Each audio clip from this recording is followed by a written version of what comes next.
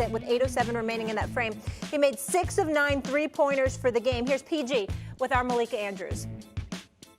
You guys have been the comeback kings with and without you on the floor this season. Now that you're back, now that you're healthy, and you're looking at the playoff picture, how do you see this season shaking out for you all? We just got to get one of these spots. Finish this year off. Like I said, I challenge the guys to start shaping into a playoff team. We got to do that now, opposed to getting to the play-in game, and now we're trying to pull it together and be a playoff team. It starts now. We got to start building and getting some chemistry going, some consistency going, and then from there we can do just about anything. We've had a great playoff run last year. I think we're a better team this year, and so anything can happen. We just got to lock in one of these spots.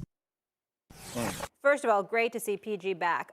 Do you think that he and the Clippers could give the Suns or Grizzlies a series? Hell no. No, I don't.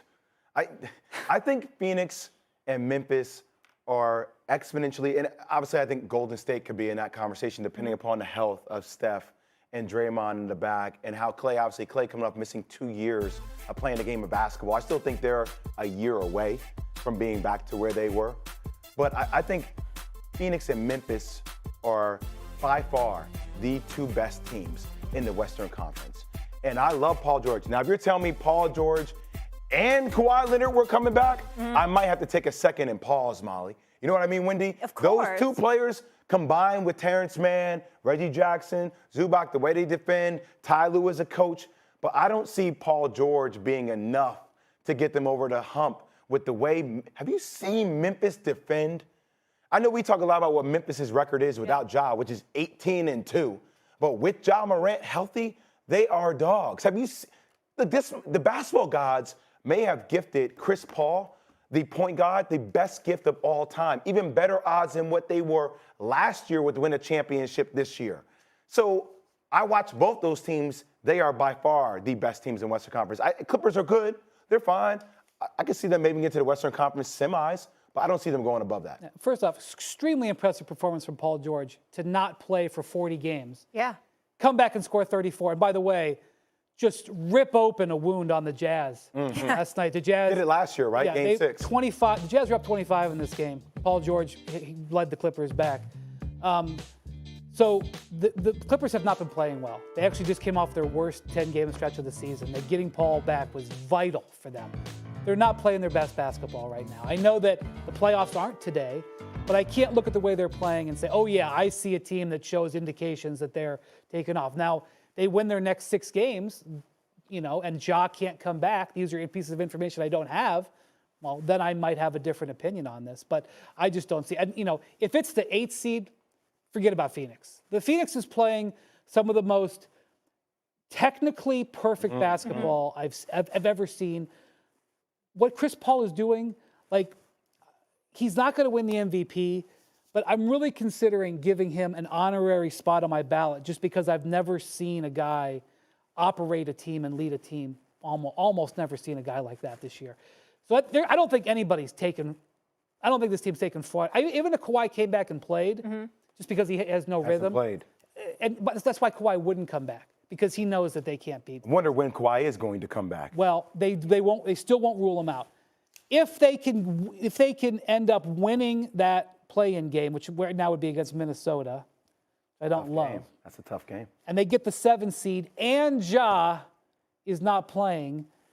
I guess I give them a chance to take a couple of games, but how can I say that? Their record without Ja so impressive. At 18-2, it's unreal. By the way, Donovan Mitchell real frustrated yesterday. You could see that too. I know we showed the Paul George sound, but him just frustrated with that squad altogether. I also want to say, I find it when players start saying 6 games left in the regular season, we have to find our rhythm. It's time for us to kick it into playoff gear. I'm like, man, it's past the time. Yeah. Habits. It's past the time. Exactly. Your habits translate to the playoffs, and your habits haven't been that great, and you're trying to, insert yourself back into the lineup. And I get what offensive boost that can make, but I don't think that's nowhere close enough to get over the hump of a fully healthy Memphis and Phoenix team.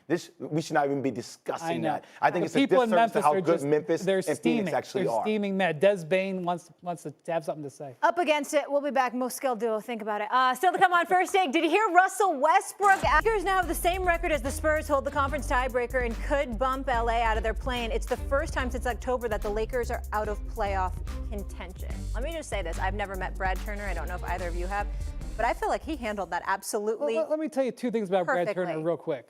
One, when I first started going to Laker games 20 years ago, Denzel Washington during timeouts would come up out of his courtside seat to talk to Brad about the game. Yep. Two, in the offseason, Brad Turner lives in Paris. That's all you need to know Sounds like my about kind of guy. about how he handles his business. Exactly. Yeah, it sounds like my kind of guy. I'll start with you here. How does Westbrook look after the loss, Jay? So here's how I want to portray the picture of Russell Westbrook, because I've been on this show multiple times, and I said one of the things that happens in LA, when you lose to this degree, they find alternative storylines to start pushing. And I said that the Russell Westbrook media reality show was going to begin. And that's what has been happening, right? Each and every day, you've been seeing Russell Westbrook at post pressers, and I'm not condoning his action. He's getting frustrated, but it leads to all this type of stuff. It's like a shiny object that distracts you away from the problems that are actually existing on the court. Now, I recognize that a lot of that is self-inflicted, right? I wish that Russell had more awareness where he answered the question properly the first time. There was no need to bark back at him and say, what do you think? And then suck your teeth and go on for that. But that's Russell, right? But I feel like I know who Russell Westbrook is. Russell Westbrook has told me this is who he is his entire career. And it just feels like it distracts us away from the fact that this roster is poorly constructed. Now, I know LeBron James and Russell Westbrook have a lot of dealing with that. It distracts me from the fact that, hey, they don't have shooters. Russell Westbrook is a poor man's version of LeBron James, and I know that's poor man usually knocks somebody, but we're talking about one of the greatest players to ever play the game. You have to surround them with personnel that actually is compatible to how these guys both play. So I hate that this happens because this makes everybody focus on this, and I refuse to let this be Russell Westbrook's legacy. The guy averaged a triple-double for 3 consecutive seasons. He will go down as a Hall of Famer. And this, to me, as a former athlete, proves it's hard to win championships, man.